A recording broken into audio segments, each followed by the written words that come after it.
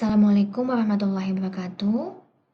Pada kesempatan kali ini, kami dari kelompok 1 akan mempresentasikan tentang gut microbiome and children health, di mana kami akan membahas sebuah jurnal yang berjudul Paternal Microbiome Perturbation Impact of Spring Fitness. Anggota dari kelompok kami adalah Anita Oktari, Haula Madania, Nareswari Lalita Batari, dan Salsabila Konita Kamelia. Baik, pertama-tama akan diawali dari latar belakang. Seperti yang kita ketahui bersama bahwa mikrobiota usus ini berperan penting pada saat terjadinya interaksi antar inang dengan lingkungannya untuk mempengaruhi homeostasis dan jaringan metabolik. Faktor lingkungan yang menyebabkan ketidakseimbangan ekosistem mikrobiota usus ini dapat menyebabkan penyakit fisiologis yang berasosiasi dengan jaringan somatik. Tetapi dampak dari sistemik dari mikrobiom usus terhadap garis keturunan F1 ini masih belum banyak dieksplorasi. Sehingga pada penelitian ini diamati bahwa mikrobiota usus juga dipengaruhi oleh kondisi bawaan orang tua dengan kondisi prakonsepsi dan juga antar generasi pada mencit. Gangguan pada mikrobiota usus yang terjadi pada calon ayah dapat meningkatkan kemungkinan terjadinya gangguan pada anak seperti adanya berat badan yang rendah, perkembangan terhambat, dan juga memungkinkan untuk terjadinya kematian dini. Nah, sehingga penyebaran dari risiko penyakit yang terjadi terhadap anakan ini dipengaruhi oleh kondisi mikrobiota orang tuanya. Hal ini mencakup antibiotik yang tidak dapat diserap atau osmotik laksatif. Hal ini juga dapat dibantu dengan mengembalikan kesehatan mikrobiota yang ada pada orang tua sebelum terjadi penubuhan. Nah, efek ini berkaitan dengan adanya respon dinamik yang menginduksi disbiosis pada sistem reproduksi jantan, termasuk gangguan sinyal leptin, profil metabolik testis yang berubah, dan juga muatan small RNA yang dipetakan ulang pada dalam sperma. Sehingga ayah yang mengalami disbiosis dapat meningkatkan risiko pada insufiensi plasenta pada rahim yang diketahui juga sebagai asal-usul dari plasenta mamalia yang berdampak antar generasi. Nah, pada studi ini menjelaskan bahwa mengenai hubungan antara gut-germline axis pada pejantan yang sensitif terhadap perubahan lingkungan dan dapat mempengaruhi kesehatan dari keturunannya melalui fungsi plasenta. Baik, selanjutnya saya akan memaparkan tentang offspring of dysbiotic fathers. Pada hasil ini tuh peneliti ingin menunjukkan bahwa dysbiosis mikrobiota usus pada mencit jantan yang telah diinduksi dengan antibiotik NABX atau non-absorbable itu menyebabkan berbagai efek negatif pada anak yang nantinya dihasilkan, meskipun ibunya itu sehat dan tidak diberi perlakuan apapun. Pada hasil ini tuh ditunjukkan bahwa mencit jantan yang diberikan antibiotik non-absorbable mengalami gangguan mikrobiota usus dan ketika dikawinkan menghasilkan keturunan atau F1 yang memiliki berat lahir yang lebih rendah. Selain itu juga risiko gangguan pertumbuhan parah, severe growth restriction, serta kematian yang lebih tinggi. Kita bisa lihat di gambar 1C dan 1D. Yang merah ini adalah F1 dari mencit jantan yang telah diinduksi oleh antibiotik, yang biru F1 dari kontrol. Terus juga di gambar 1D bisa terlihat dengan jelas kalau misalkan F1 dari yang mencit dari yang telah diinduksi oleh antibiotik itu tuh memiliki ukuran yang lebih kecil dibandingkan dengan kontrol. Nah, ini tuh menunjukkan bahwa disbiosis ayah sebelum pembuahan itu berdampak signifikan pada keturunan secara fenotip. Nah, selain mempengaruhi pertumbuhannya, anak-anak F1 dari ayah yang mengalami disbiosis juga menunjukkan perubahan molekuler yang konsisten di otak. Nah, analisis PCA di gambar 1G itu menunjukkan bahwa otak anak F1 dengan severe growth restriction dari ayah NABX itu memiliki pola ekspresi gen yang berbeda jelas jika dibandingkan dengan kontrol. Terus juga di gambar yang 1H, di gambar heatmap, menunjukkan bahwa ribuan gen itu telah berubah, terutama yang terkait dengan metabolisme dan jaringan lemak pada heatmap yang warnanya coklat. Nah, itu menunjukkan bahwa efek intergenerasional itu tidak hanya terlihat secara fisik, tetapi juga pada tingkat ekspresi gen. Jadi, paparan lingkungan seperti pemberian antibiotik itu tuh mengubah mikrobiota usus yang nantinya memicu respon besar pada sistem reproduksi ayah. Nah, ayah yang mengalami disbiosis ini tuh kemudian dapat menurunkan risiko biologisnya pada keturunannya. pada F1. Nah, efek ini tuh bersifat probabilistik. Jadi tidak semua anak atau F1 itu akan terkena dampaknya, tetapi resikonya itu meningkat secara signifikan. Nah, tetapi efek ini tuh apakah bisa dicegah atau tidak, itu tentu bisa, yang nanti akan dijelaskan atau dibahas oleh rekan saya selanjutnya. Baik, saya akan melanjutkan presentasi berikutnya tentang metode reversibility of paternal effects. Metode yang dikembangkan lewat artikel ini dilakukan dengan cara induksi disbiosis mikrobiota usus dengan antibiotik non-absorbable atau NABX selama 6 minggu. Kemudian dilakukan pemulihan mikrobiota melalui penghentian NABX selama 4 dan 8 minggu. Dan terakhir dilakukan pengamatan terhadap fenotipe F1 dengan indikator berat lahir, pertumbuhan, dan kematian. Hasil dari metode ini ternyata pada pemulihan 4 minggu masih ada efek negatif pada F1, ditandai dengan penurunan berat lahir dan kenaikan mortalitas. Kemudian untuk pemulihan 8 minggu, efek negatifnya hilang dan F1-nya normal. Kesimpulannya, efek disbiosis paternal bersifat reversibel, artinya sangat mungkin untuk kembali seiring pemulihan mikrobiota dan siklus spermatogenesis. Selanjutnya, metode lain yang disampaikan juga lewat artikel ini adalah mode of intergenerational transmission. Metodenya dilakukan dengan melihat profil mikrobiota ibu dan anak melalui pemetaan 16S rRNA sequencing. Kemudian in vitro fertilization menggunakan sperma dari pejantan disbiotik versus kontrol dan menggunakan profil RNA kecil atau micro RNA, TRF, metilasi DNA, dan metabolisme testis. Hasil dari metode ini ternyata tidak ada transmisi mikrobiota paternal ke ibu atau anak. Dan in vitro fertilization menghasilkan fenotipe yang sama pada F1 dengan cara transmisi via sperma. Kemudian terjadinya perubahan signifikan pada small RNA dan leptin pada testis. Dan RNA methylation tidak berubah sehingga mekanisme epigenetik non-DNA utama itu yang terlihat. Kesimpulannya, transmisi intergenerasional terjadi via sperma melalui RNA kecil dan sinyal hormonal. Penjelasan dari metode tadi disampaikan lewat gambar ini. Jadi di sini ini menjelaskan tentang eksperimen yang menguji mode transmisi lintas generasi. Untuk bagian yang atas ini adalah skema co-housing dengan betina yang dipaparkan sekandang dengan jantan yang disbiosis atau NABX tanpa kawin selama 4 hari, lalu dikawinkan dengan pejantan kontrol terpisah. Hasilnya tidak ada perbedaan yang signifikan pada keturunan F1-nya yang dilihat pada grafik B, C, dan D. Kemudian untuk bagian yang bawahnya ini adalah skema in vitro fertilization, oosit dibagi rata dari adanya perubahan spermatogenesis, dan dilihat di sini dihasilkan adanya perubahan keturunan pada generasi F1-nya. Gitu. Jadi di sini bisa disimpulkan bahwa dari hasil perkawinan atau dari hasil metode ini ada perubahan pada F1-nya. Baik, selanjutnya akan disampaikan metode lainnya oleh rekan saya.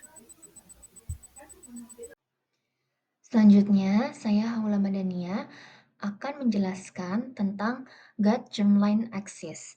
Sebelum masuk ke data-data dari jurnal ini, kita harus tahu dulu apa yang dimaksud dengan gut germline axis.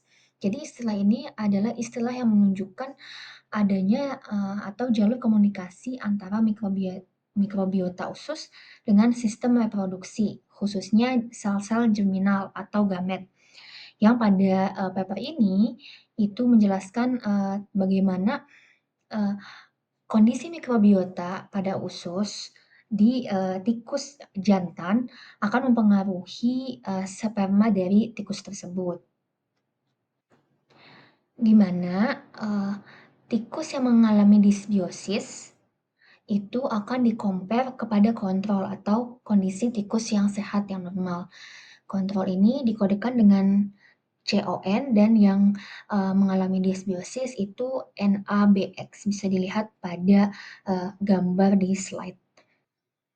Pada poin A itu dia menguji bagaimana ayah yang mengalami dysbiosis atau pejantan tikus yang mengalami dysbiosis itu akan mempengaruhi berat dari anak yang dihasilkan atau keturunannya.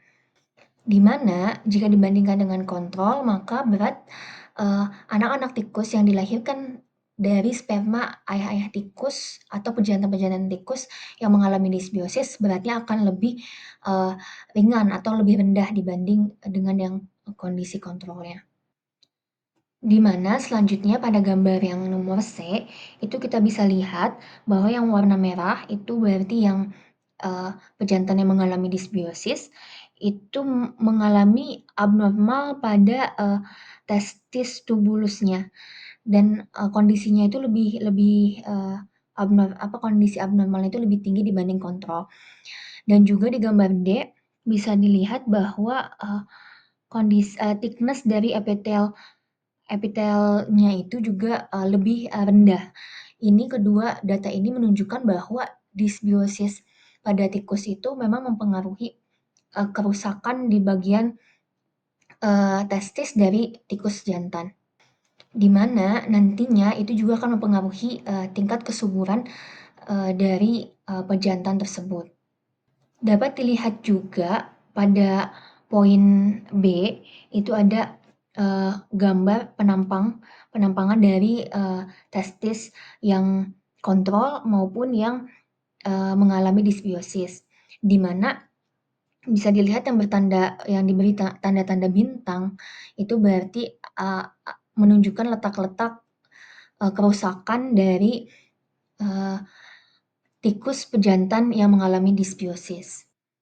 Data ini sebenarnya tujuannya untuk menunjukkan atau memvalidasi bahwa gangguan mikrobioma usus ayah dapat mempengaruhi kesehatan generasi berikutnya melalui perubahan epigenetik pada sperma atau perubahan di spermanya, karena ternyata memang berpengaruh dari kondisi usus di tikus terhadap kondisi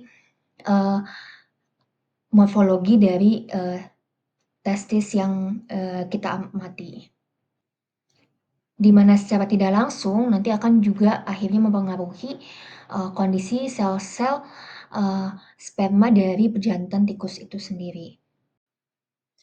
Tadi kita sudah melihat bagaimana dysbiosis itu mempengaruhi secara struktur di bagian testis dari tikus jantan. Selanjutnya kita ingin melihat bagaimana dysbiosis mikrobiota usus ini menyebabkan perubahan secara metabolit spesifik di testis dari tikus pejantan ini. Jadi kita bisa lihat pertama pada poin E. Poin E merupakan PCA atau Principal Component Analysis. Di sini tujuannya dari PCA ini adalah untuk menggambarkan gambaran global perbedaan komposisi metabolit testis antar kelompok yang kontrol dan juga yang mengalami dysbiosis. Kita lihat bahwa kalau misalnya dibandingkan dengan kontrol, maka pola metabolit tikus yang mengalami dysbiosis itu memiliki perbedaan yang signifikan secara spesifik. Artinya bahwa dysbiosis ini mengubah lanskap metabolik testis secara sistemik. Selanjutnya di poin F ini adalah volcano plot. Kita mau melihat metabolit spesifik yang berubah secara signifikan di antara dua kelompok ini, tadi yang kontrol dan juga dalam kondisi yang normal dan juga dalam kondisi yang dysbiosis.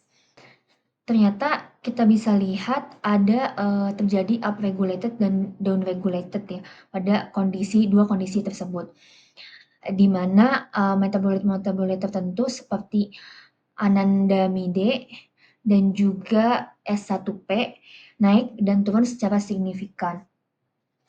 Yang diketahui bahwa kedua metabolit ini secara signifikan atau secara langsung berfungsi pada proses spermatogenesis dan juga sinyal cannabinoid yang memang berfungsi pada sel germinal.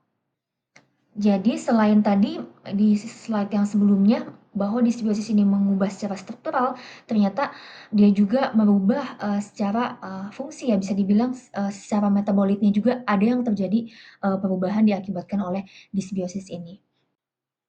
Oke, selanjutnya kita akan membahas tentang ekspresi gen yang berubah pada kondisi disbiosis. Kalau sebelumnya kan tadi metabolitnya ya, di mana kita bisa lihat di poin G itu ada MA plot. MA plot ini menilai gen mana yang ter-up regulated dan juga gen mana yang ter-down regulated ekspresinya akibat disbiosis yang terjadi di testis dari pejantan tikus. Dari data itu diketahui bahwa disbiosis usus ayah menyebabkan perubahan besar pada ekspresi gen di testis. Salah satu gen yang terjadi downregulated yaitu gen leptin, di mana penurunannya terjadi secara signifikan. Yang kemudian diinvestigasi kembali tentang leptin ini dan kita temukan bahwa di gambar H dan I penurunan kadar leptin ini tidak hanya terjadi di testis dari ayahnya saja atau dari pejantan tikusnya saja, tetapi juga terjadi pada plasma yang berakibat menjadi berat dari testisnya pejantannya tersebut mengalami penurunan. Di mana dari gambar H dan I ini kita bisa mengetahui bahwa disbiosis dapat mengganggu produksi hormon leptin. Dan penurunan leptin inilah yang kemungkinan besar menjadi penghubung antara usus dan testis dalam gut germline axis. Karena penurunan tadi leptinnya itu tidak hanya terjadi di testis tapi juga terjadi di plasma. Selanjutnya pada gambar J, bahkan di gambar J ini menjelaskan bahwa blastokista yang dihasilkan dari sperma tikus yang tadi mengalami disbiosis ini menunjukkan perbedaan ekspresi gen dibandingkan dengan kontrol. Ini tuh seperti memvalidasi atau menegaskan bahwa efek disbiosis dari ayah sudah dimulai dari tahapan paling awal perkembangan embrio. Sehingga semua kumpulan data tadi dari A yang sebelumnya sehingga ke J ini sebenarnya ini semua memperkuat hipotesis dari penelitian jurnal ini, di mana gut germline axis merupakan jalur kunci dari pewarisan epigenetik. Jadi dari usus ayah nanti akhirnya mengubah kondisi testisnya, akhirnya hingga mencapai ke embrio atau keturunannya. Nah, berikutnya saya akan menjelaskan mengenai placental response to dysbiotic father. Nah, diawali dari grafik-grafik ini. Nah, grafik yang sebelah kiri ini merupakan PVA plot perbandingan antara embrio versus placenta pada hari ke-13.5 gestasi atau bisa disingkat E13.5. Nah, tujuannya ini untuk melihat apakah terjadi gangguan mikrobiota pada ayah yang disingkat menjadi NABX yang menyebabkan perubahan awal pada ekspresi gen anaknya.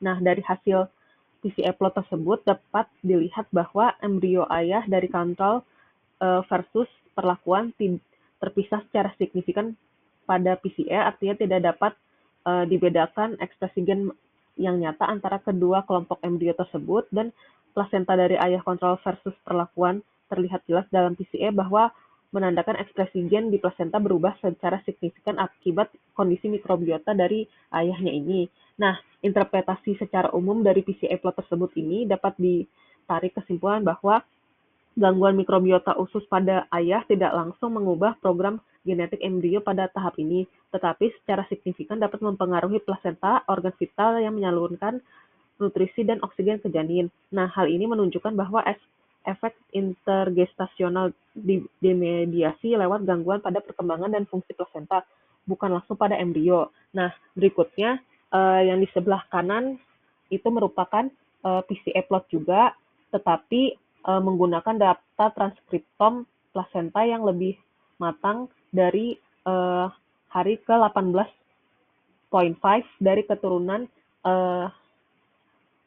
ayah yang perlakuan dan kontrol. Nah, hasilnya terlihat bahwa terjadi permisahan yang jelas antara plasenta dari ayah kontrol dan juga ayah perlakuan. Nah, ini menunjukkan bahwa efek mikrobiota ayah terlihat hingga akhir masa kehamilan dengan terjadi perubahan ekspresi gen yang konsisten dan secara signifikan juga pada jaringan plasenta. Nah, untuk interpretasi secara generalnya, dapat disimpulkan bahwa efek dari gangguan mikrobiota pada ayah bertahan dan semakin nyata di plasenta seiring berjalannya kehamilan berlangsung lebih lanjut. Nah, hal ini mendukung hipotesis bahwa dampak negatif pada perkembangan anak yang disebabkan oleh insufisiensi plasenta yang sudah dapat terdeteksi sejak pertengahan kehamilan dan juga semakin jelas pada tahap akhir kehamilan, yaitu pada hari ke-18,5. Dengan kata lain, plasenta adalah target utama dari efek intergenerasional ini. Nah, berikutnya untuk yang gambar E merupakan volcanoplot untuk ekspresi gen di plasenta pada hari ke-18,5. Nah, yang dilakukan ini adalah peneliti melakukan analisis transkriptomik terhadap RNA sequence terhadap plasenta janin usia gestasi 18,5 dari ayah kontrol dan juga ayah disbiosis. Data tersebut ditampilkan dalam bentuk volcanoplot yang menunjukkan gen mengalami perubahan yang signifikan. Nah, hasil yang diamati ini terdapat 348 gen berbeda secara signifikan atau disebut DEG, dan gen yang naik pada sumbu sebelah bagian kanan ini terkait dengan metabolisme steroid, dan juga gen yang cenderung turun ini terkait dengan glikolisis dan perkembangan plasenta, termasuk gen-gen penting seperti HND1 dan SINA terlibat dari perkembangan struktur plasenta. Nah, untuk interpretasi umumnya dapat disimpulkan bahwa plasenta dari ayah dengan disbiosis menunjukkan disfungsi metabolik dan perkembangan, khususnya pada proses-proses penting seperti produksi energi atau glikolisis dan juga pembentukan struktur serta pembuluh darah plasenta. Hal ini membuktikan hipotesis bahwa gangguan mikrobiota pada ayah berdampak buruk terhadap fungsi dan efisiensi plasenta yang menjadi kunci pertumbuhan janin. Nah, untuk bagian sebelah kanan ini merupakan grafik batang yang menunjukkan bahwa terhadap ekspresi gen tertentu yang terkait plasenta yang digunakan. Nah, dari data DNA sequence tersebut, peneliti ini mengambil beberapa gen kunci yang terkait fungsi dan biomarker plasenta, selalu menampilkan ekspresinya secara spesifik antara kelompok kontrol dan juga kelompok disbiosis. Nah, gen yang dianalisis hasilnya yaitu ada yang turun signifikan di kelompok perlakuan disbiosis dan juga ada yang cenderung naik. Nah, interpretasi secara umum anak dari ayah yang mengalami disbiosis menunjukkan tanda-tanda molekular plasenta yang tidak berkembang secara optimal, termasuk terjadinya penurunan fungsional gen vaskular dan juga perkembangan, dan meningkatkan biomarker penyakit seperti preeklampsia. Hal ini menunjukkan bahwa gangguan mikrobiota pada ayah secara tidak langsung meningkatkan risiko gangguan kehamilan dan juga pertumbuhan janin melalui efek pada plasenta. Berikutnya saya akan menjelaskan mengenai gambar yang di sebelah kiri dahulu, yaitu mengenai struktur placenta labyrinth zone. Nah, pada gambar tersebut dapat dilihat bahwa peneliti menganalisis struktur histologis plasenta dari janin yang berasal dari ayah kontrol dan juga ayah mengalami disbiosis. Nah, plasenta yang diberi pewarnaan nukleus berupa dapti berwarna biru dan juga VE kaderin berwarna merah untuk menandai labyrinth zone, yaitu area plasenta tempat terjadinya pertukaran oksigen dan juga nutrisi antara ibu dan janin. Nah, hasil dari perlakuan tersebut ini dapat diketahui bahwa plasenta dari ayah yang mengalami disbiosis ini memiliki labyrinth zone yang lebih kecil secara signifikan dibandingkan kontrol.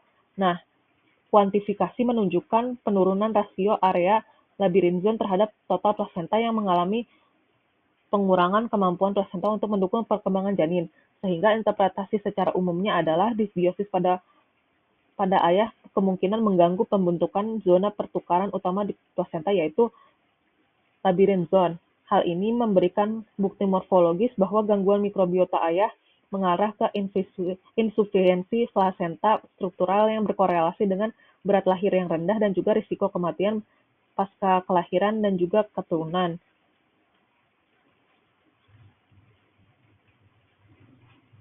Nah, selanjutnya untuk yang sebelah kanan merupakan biomarker preeklampsia. Nah, pada grafik tersebut dapat dilihat beberapa biomarker yaitu PLGF dan juga SFLT1 per PLGF. Nah, PLGF ini merupakan hormon penting untuk pertumbuhan dan vaskularisasi plasenta. Nah, rasio dari SFLT1 per PLGF ini jika tinggi menandakan eksplansia atau gangguan vaskularisasi plasenta. Nah, dari hasil grafik tersebut dapat diamati bahwa PLGF turun secara signifikan dan pada plasenta dari ayah yang mengalami dysbiosis dan tersebut rasio SFLT per PLGF-nya meningkat secara signifikan. Hal ini menunjukkan risiko preeklampsia meningkat, sehingga interpretasi umumnya adalah anak dari ayah yang mengalami dysbiotik ini menunjukkan biomarker khas dari gangguan plasenta seperti preeklampsia, meskipun disebabkan oleh faktor paternal bukan maternal. Nah, hal ini juga menunjukkan bahwa gangguan mikrobiota pada ayah sebelum konsepsi cukup kuat untuk mengganggu ekspresi hormon-hormon yang penting pada plasenta, sehingga meningkatkan risiko terjadinya gangguan kehamilan yang biasanya hanya dikaitkan dengan kondisi ibunya saja. Baik, selanjutnya saya akan memaparkan kesimpulan dari jurnal atau artikel yang telah kelompok kami review. Nah, berdasarkan hasil yang diperoleh dari serangkaian eksperimen dan analisis tadi, dapat disimpulkan bahwa dysbiosis mikrobiota usus pada ayah itu memicu respon reproduksi yang signifikan. Efeknya itu mendukung keberadaan gut germline axis yang ketika terganggu itu dapat mempengaruhi kesehatan dari keturunannya. Nah, resiko gangguan pada keturunannya pada F1 ini tuh bersifat probabilistik, tetapi resikonya itu meningkat secara signifikan dan juga bergantung pada banyak faktor molekuler sperma. Nah, efek negatifnya tentu dapat dicegah dan dibalikkan dengan memulihkan mikrobiota ayah sebelum pembuahan. Nah, studi ini tuh mendorong pemahaman baru bahwa lingkungan eksternal itu dapat mengubah sistem biologis secara kompleks, mulai dari sperma, kemudian ke janin, hingga kelahiran tanpa melibatkan perubahan DNA. Mungkin sekian yang bisa kelompok kami sampaikan. Terima kasih. Sekian presentasi yang dapat kami sampaikan. Terima kasih.